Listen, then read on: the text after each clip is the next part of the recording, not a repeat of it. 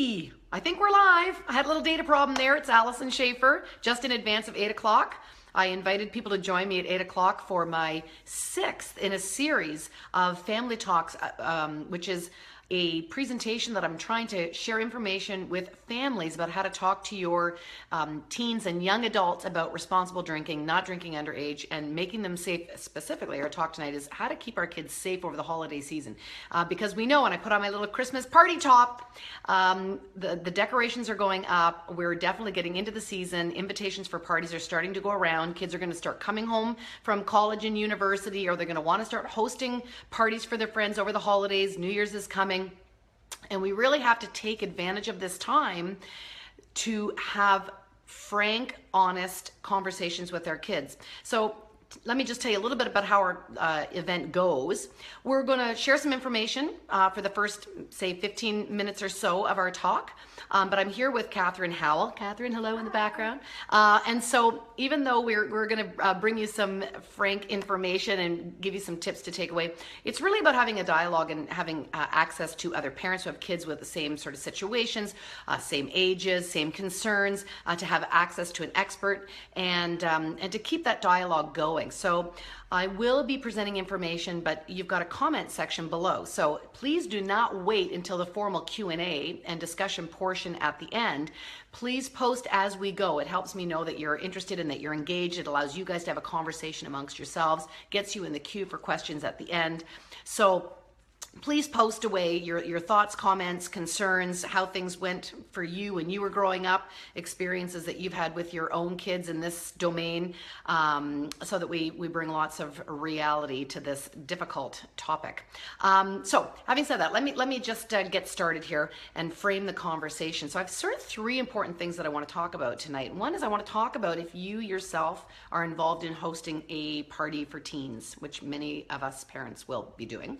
I also want to talk about drinking and driving, and so that pertains to whether or not you have kids who are minors or of the legal drinking age. We still have to have a conversation about being responsible with our keys and alcohol. So we'll talk about that. And we also want to talk about what to do if, even though you've had all this great conversation and you've done all the great preparation, you're still confronted with the teen who comes in the door and they're intoxicated, and how to handle that situation in a responsible way. So those are sort of our 3 areas for the next 15 minutes or so. And the way that I thought would be best to frame this is to think about it in terms of the timelines, the proactive before, the in the heat of the moment, and the after, how do we circle around and do some reconnaissance on the issue. So following that line, and hi, I'm just seeing friends that I know as they come in. Thank you for joining me. I super appreciate it. So let's talk about the before, and so here we are at the November 30th, and we still have the whole month of December and going into January ahead of us.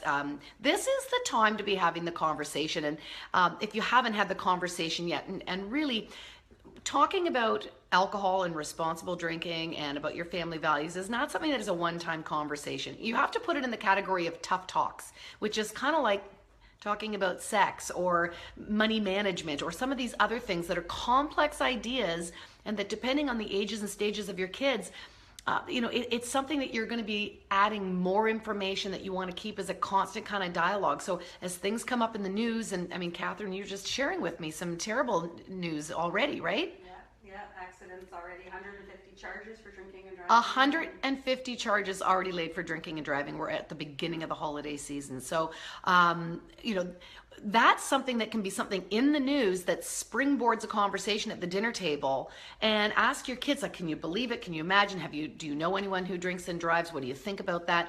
And it's just a conversation starter, but it gives you the opportunity to express your personal values as a family, where you can say that this is not only dangerous behavior because of how alcohol affects your capacity to process information, you become clumsy, but it also is an opportunity for you to say that not only are you endangering yourself, but it's socially irresponsible. As we hear about, you survive a crash, but can you imagine if you were the driver and you ended somebody else's life? And how could you live with that guilt if it was something that was preventable?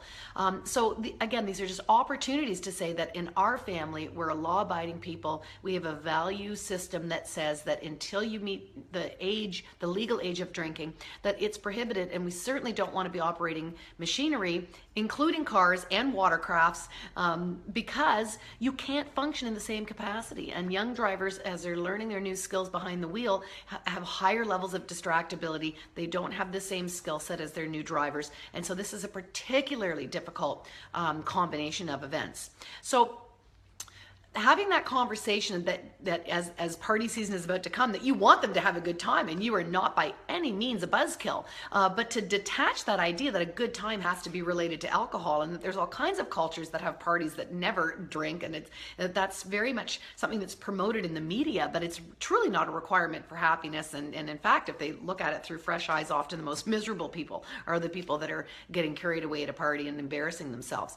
So as they go into this season, restate your family values, that you trust them. And this is the important part, is that you're saying, and thank goodness that I can rely on you to know what our family's values are, and to live up to those family values. And that saying that you trust them, and if you have a strong relationship with your child, is much more likely to influence them to say, you know what, I'm at this party and I kind of want to succumb to peer pressure, but I really think my parents are incredible characters. You know, they don't say no to a million things. They don't micromanage me. I have a good relationship with them. This must be something that's really important. Far more likely to be able to say no and take a pass. And you may even have to say to them, have you got a lot? What will you say? Like, you know, it's probably going to show up. So what's going to be a comfortable out for you?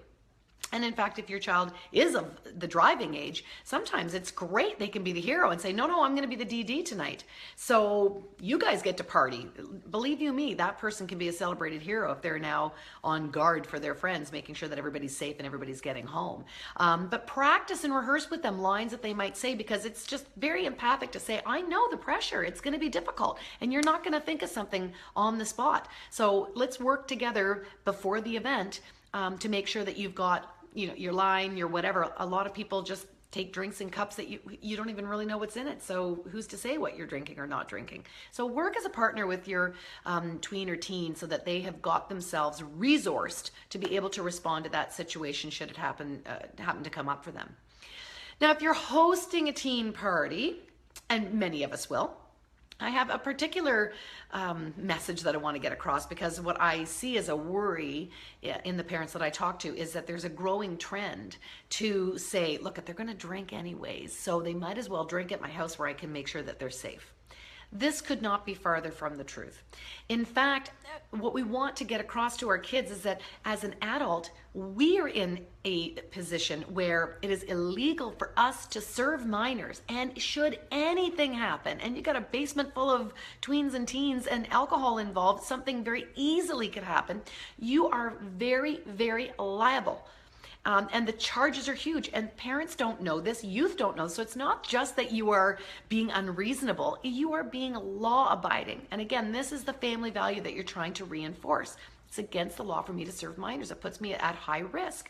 So happy to have the party, happy to create all kinds of fun things to do. There's a lot more that you can do at a party. So think about what activities would be fun for the youth gang that they'd like to do. Make sure you've got some interesting other fun food, fun drinks that are non-alcoholic. And yeah, pull all the stops out. It just doesn't need to have alcohol.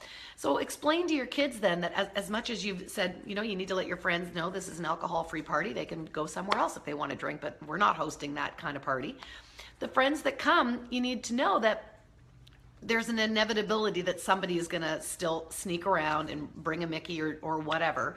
And if that happens, we also need to speak to our kids about, in the likelihood that that happens, how should they respond and react. And what I would say is, I want my kids to feel that their friendships are safe, and that because I'm taking the adult supervisory role, I will be the one that supervises and has to take action. So I would like them to know what the signs are. If they don't actually openly see a bottle or a Mickey or whatever, I would ask them to come and report that to me. They don't have to tell their friends that they checked in with me, but I need to know. But they also need to know what the signs of somebody intoxicated look like. They talk faster or they talk slower. They're clumsy in their motor skills. They may have excessive sweating, droopy eyelids, you know, a sort of a lack of consciousness if things are really getting severe. If any of those symptoms are showing up with their friends, they need to notify an adult so they can take action. I think a lot of times youth don't realize excessive alcohol can, in fact, be fatal. That this is actually a serious thing, not a fun state to be in. This could have potential medical implications, and so you really need an adult to know about it.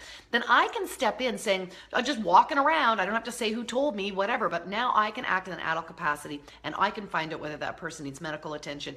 I can then take the steps to say, hey, you're not okay, we need to get you into a safe place, and figure out what that might be. That could be, can I call your parents so they can pick you up? That can be, is there somebody else at the party who is sober and is able to drive you home? That could be, can you crash at my house and we'll let your folks know where you are so that they don't worry about you and you can just call it a night here and I'll make sure that you're okay. But you do not want that person continuing to drink. You do not want them to be in a medical emergency, and you want to make sure that they don't get behind the wheel of a car for sure. So you step in, and that allows your child to keep their friendships intact, and you can take the heat. You're just being the adult supervisor, keeping kids safe, and that is a responsible action as the part of the parent. Then, if we start looking at the after part, what do you do? So now you've got a kid who said, "Yep, no, I'm going to a party. There's not going to be any alcohol. The parents are home. It's going to be supervised." And you trust them, which I'm asking you to do. Trust your kids. It's important to maintain trust, and you have trust by giving trust. So then they come home and you see that they're drunk. This is not the time to have a discussion about drinking because you've got an intoxicated child. It's not a time for processing information. It is a time to make sure that you as a caregiver are providing the appropriate care. So I would look at it as a medical situation. Again, because do you need to go to the hospital to get their stomach pumped, or do they just need to lie down with some water and an ibuprofen and rub their back and put a bucket next to their bed and say, wow, hope you feel better in the morning. We got lots to talk about. But I would be a caring soul. I'm empathic that they're feeling awful, but tomorrow's the day for the conversation.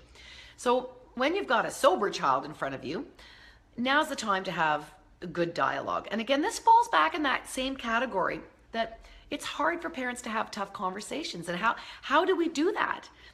The advice that I'm giving you now is going to apply to many topics. So part of it is maintaining a good relationship along the way so that you can have this conversation. And what we want to talk about is, hey, something went off the rails.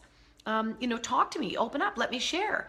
They're only going to open up and share with you if they trust that you can handle what they have to say. And so often when they say something to us, we tend to be critical. We tend to be judgmentative. We tend to be punitive. And our kids learn very quickly, before this night ever came around, I can't talk to my parents about my problems. I can't go home and tell them that I was drunk. I can't tell them that that they're too afraid. And so here we are saying, look, if you go to a party and you're not allowed to drink, but if something should happen, you call me and I will come pick you up. And then we expect them to trust that.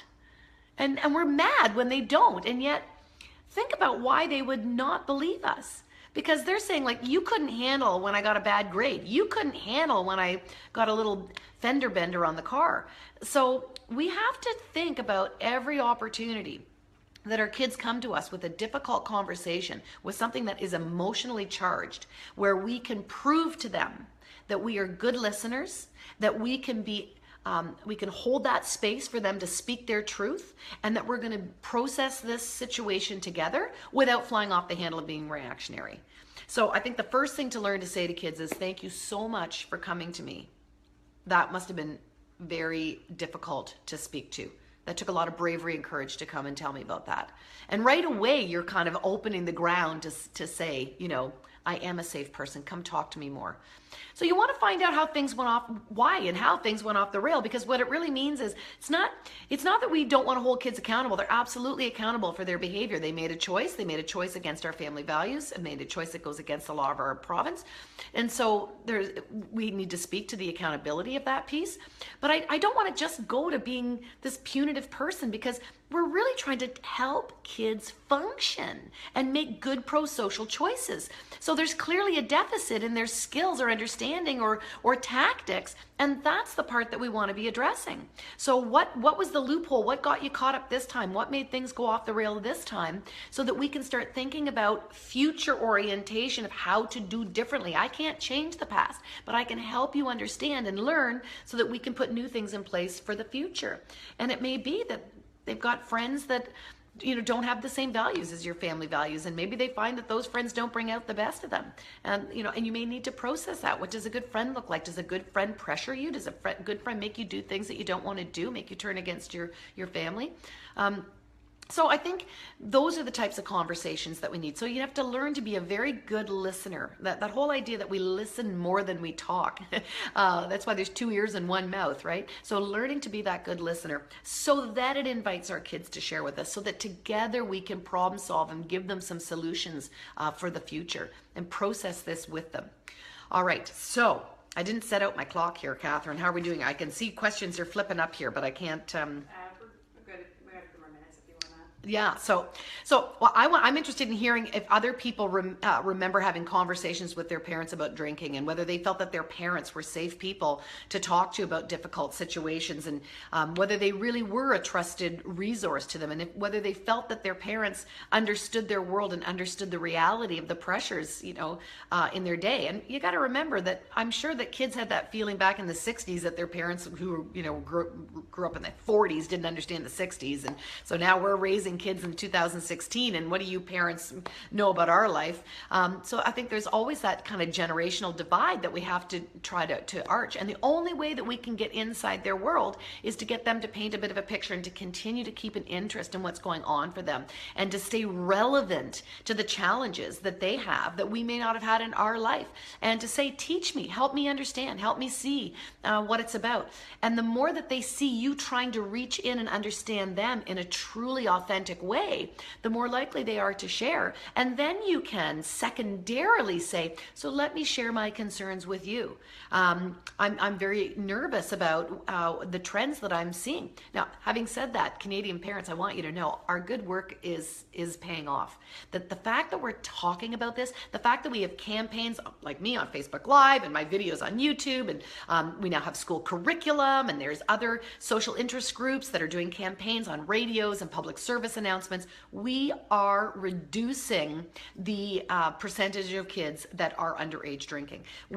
In fact, when you think about behavior change and how hard it is to get behavior change, think about quitting smoking or dieting or any of those other things. We've actually been remarkably good at changing the youth behaviors around drinking underage. And the nice thing about that is now that the majority don't, it means when you go to a party, you've got a greater likelihood of kids not being there drinking than of drinking. So I say that to keep you encouraged, because I think sometimes we only hear bad news about kids, and the truth is they are listening to us. The relationship between parent and child is getting stronger. The use of that relationship to say, you matter to me and I have concerns for you, and that our kids want to do right and do good by us, all those things are leading up to this change. So it's really about using influence rather than pulling in the reins tight and trying to control our kids. And research supports this.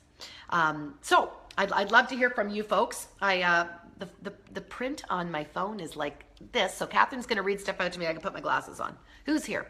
Okay. So one of the questions is, what is the right age to start discussing drinking and driving? My daughter's 14. Yeah, 14, drinking and driving. So absolutely you can start at 14. You know what's so amazing about those early tween years is that those kids particularly have an incredibly high sense of moral justice, and you can speak to it from that level. You can speak to it not about them doing it, but about just the notion of how do we keep people safe. You have the individual right, if you're a legal person, to drink, but then you get behind a wheel and you're now compromising everybody on the road. And what makes those people feel that they have that right? And is it about having a right, or is it that those people are now out of control and they need social supports, and why don't we have social supports in our society? And you can really get a great conversation, going with a 14-year-old.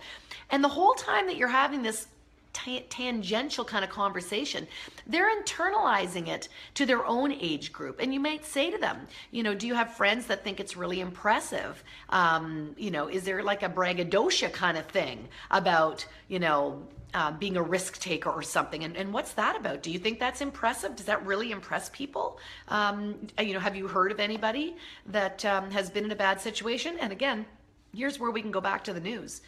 Certainly it was very powerful for my kids. It just happened to be the age that my kids were pre-driver's license, but there was a fatal incident that involved some of their kids and snap bad decision making that left an officer dead and a child paraplegic, and that was so close to my own kids' circle of friends that just forever cast them in staying in a safe way. So I think anytime that you can just graze the paper and share the details, knowing your own kid and their own ability to handle difficult information, share it. 14 is a great age. It's almost better to start before it becomes contentious, because if you do it too close to the age that they're driving, they'll start going like, "Mom, who do you think I am? I'm not going to do that." But when you talk about things years in advance, and again, whether that's drinking and driving or sexual activity or something, it's more that you're just having a philosophical conversation. But of course, they're still working with the information and learning it and internalizing it. So 14, absolutely talk about it. Yeah. Okay. My son is 19 and all of his friends are now legal age to drink. His buddies keep saying that 1 or 2 drinks are okay to drive because they're big guys. How do I make rules around this when he's an adult? So, I do want to include those people that either are just at the legal drinking age or they actually are legal to drive. And certainly in Ontario anyways, the way that we have our driver's license registration system here, it's a zero tolerance for alcohol for first drivers, which means you can't have any, even though for an adult of a different driver's class, they allow small alcohol levels. But for new drivers, 0. So here you have a case where you've got people that say, like, well, I'm a big person, I can handle it. But they're just making assumptions about their capacity. So I think it's important for every legal age person to be able to have a calculator, and they're on your phones. You can buy breathalyzers that you can take yourself, but do that calculation. How much did I drink? What's my body weight? How many hours? There's formulas.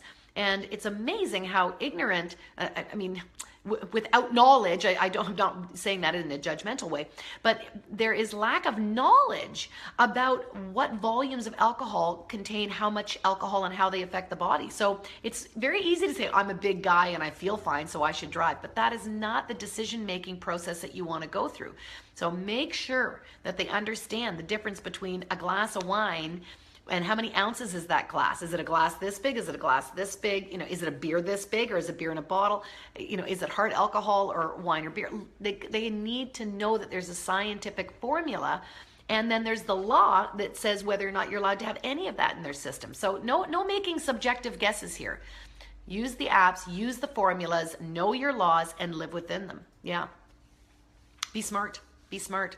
And again, I know stories, young guy, it's his birthday, has 1 beer at the bar, gets stopped on the way home from the bar. He's in the 0% category. So that means even though he is not intoxicated by the other standards, it still is a breach of his licensing contract. Loses his license, has to pay for lawyers. His job requires driving, loses his job. Lawyer bills are huge.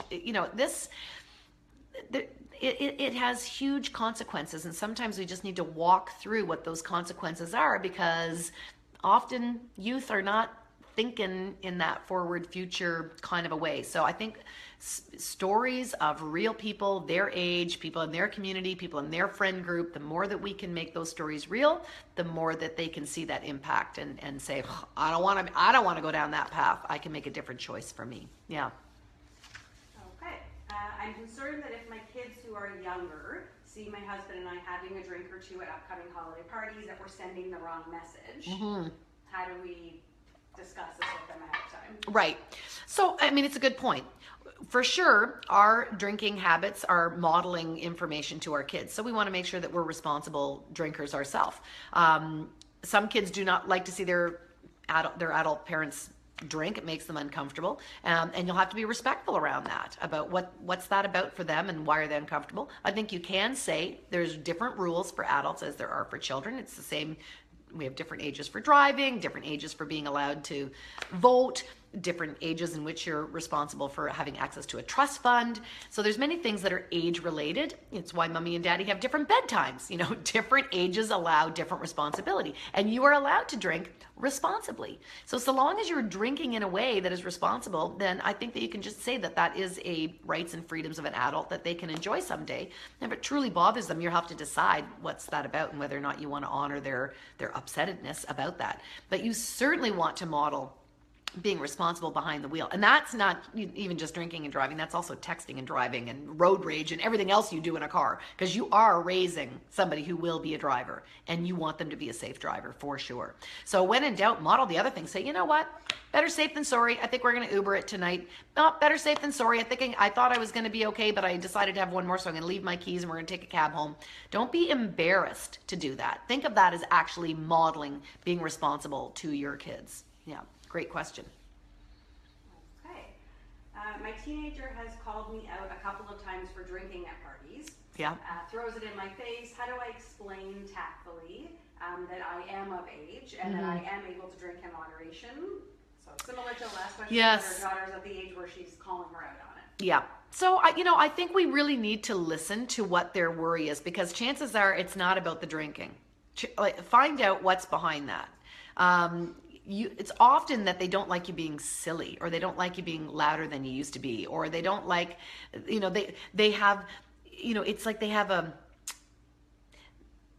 they want to keep you in their pristine form. Do you know what I mean? It's like they also don't want to know that you're sexually active with your partner. It's just like, you're supposed to be my virginal mother who's, all perfect, all wonderful, and I don't want to see you as overly human and having a life and being a little bit silly on the outside. And so you may discuss, first of all, you might just say, you know what, I really respect that. I don't need to drink at a party. I can be helpful in that capacity. You can also say, you know what, it's my party, it's my friend, so, maybe you need to party somewhere else and be in a different space if we can't do that together. But I think most of these things, unless you yourself think that there's something developing that you should be worried about, I think often that's sort of an age thing, and as they get closer to the drinking age themselves, that does tend to go away. It's there's like a developmental piece that says, I don't want to think of you any other way, and maybe it's getting a little too close to being friendly. They don't want to see that side of you. So, I would, depending on how upset they were about it, I would probably try to rein it in and contain myself. But at the same time, if you want to say, it's my 40th birthday party and I have the right to have a good time, maybe you need to go to a friend's house for the night or whatever. Arrange that amongst you. Yeah. Okay. My son's friends' parents have a very strict rules and values on drinking, and they don't believe in drinking in their home, and have called us out to my son about the fact that they've seen us having beers on the back deck or drinking, and now he's coming home and saying drinking is wrong. How do we discuss those values with him without calling them out? Oh, so interesting. Yeah. So there's it's a great conversation, because it speaks to how do we deal with differences in ideologies and values and beliefs, and that's really where the whole Adlerian parenting thing shines the brightest, which is how do we all get along, given that we're all different. So now we're talking about a child we're not talking about the legal piece, because now it's about adults. Adults are legally allowed to drink, but here are friends who'd say, no, they morally have a problem with it. And there are lots of people who, for religious reasons, for whatever their family background, there's many people who say it's not okay. So here you are now saying to your child, well, that's really great, and I don't know what you're going to decide for yourself, but we have different beliefs around that. And so as you grow and you'll decide, you'll spend time with them and you'll spend time with us, and I guess you'll decide for yourself how you feel about it. But we've made up our mind, and we're conducting ourselves in a way that we think is fine. It's within the law, and it's within our beliefs, and it's within our values, and you'll decide for yourself someday.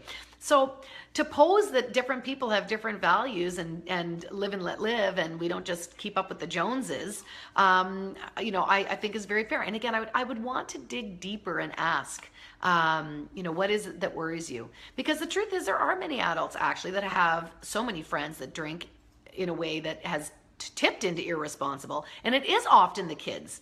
that say enough. And many people that actually decide that they better do something about their drinking, if it's become a problem, are motivated because somebody in the family was the one that had the eyes of common sense and said, I don't like what I'm seeing here.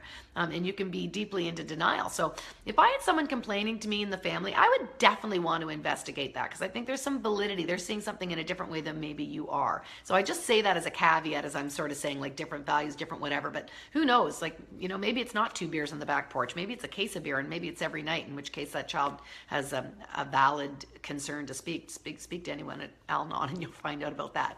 But we all do things differently. Some people go to church, some go to a synagogue, and there's many things that we do differently. And learning to live together cooperatively is about finding that common space that's livable for all. So make sure it's livable for all in your house with your kids. Time for one more? Yeah, sure. Okay. My daughter is going to parties almost every weekend in the last month. I ask if there's alcohol. She says no, but I've smelled that and cigarettes on her. Mm-hmm. I tried calling her out. She simply denies it. How would you handle it? Yeah. I never want to put a child up into a setup for a lie. So when you say, were you drinking tonight? And you already can see their face, you can see their eyes, you can smell their breath, and they've been drinking. Why? Don't ask the question. Right? Because now they're going to say no, and now you're stuck with, well, you're a liar, and where are you going to go with that? So I think instead it's better to go with the assumptive and just say what you see, because that's factual. So you can say, I smell tobacco on your breath, and I see that your eyes are heavy. I can smell vodka on your breath. You've been drinking and smoking. It seems to me you've been drinking and smoking. We need to talk about this. And just go in without the, no, I wasn't. You're less likely to get the defensiveness. And again, to present it as, like, kids, believe it or not, they feel loved when you worry about them. When you care and worry, they feel loved. Kids do not feel loved when you are combative. So you might be so frightened that you've got this child who is going down a slippery slope, but getting angry and upset and controlling about it is going to make them feel that you are so distant from them. So we've got to get to that. We got to get to the warmer part underneath, which is the reason I'm so upset is because I care and I love and I am so worried about you. And here's why I worry. And explain what your concerns are. And you can argue that many ways. There's lots of reasons why you can have a concern about that. And say it in a way that's super, super authentic about your worry and concern. And that's going to be much more likely for them to see you, someone they love, in a state of distress over choices that they're making. And now they're seeing how this lives out in your mind. And they're going to say, like, I'm doing this stuff, but it's really having these consequences on my mom. She's like really upset. She's really worried. She really disagrees. She really thinks something bad's going to happen here. And if it's done in a genuine way, you're going to be more likely to influence her to move in a different direction. And that's really what all the Family Talk series is about, which is how do we keep the relationship between parent and child strong such that it creates a protective factor as they live independently, make autonomous choices for themselves in ways that, while there may be mistakes, they may experiment, they may goof up, they may go down one road for a little while, that we keep them close, even in the face of mistakes, even as they experiment and make some choices that we're not happy with, that they come back to us as an accepting home base that gives that unconditional love and regard. While we're giving them skills, while we're bracing them and supporting them with education skills and capacities to get through all of that, knowing that we've always got their back. So you've got to keep the relationship strong, and so try the caring concern part, and don't set them up for a lie. You won't be able to back out of that one. So are we good? People, thank you very much. I hope this has been helpful. Please feel free to come back and visit the conversation. Continue to post questions. I'll keep checking in and answering things online as I can. We'll put up some links to other YouTube videos that I've got on the subject matter, so you've got other resources at your fingertips, and keep chatting amongst yourselves. And thanks for your time tonight. Happy holidays. Cheers.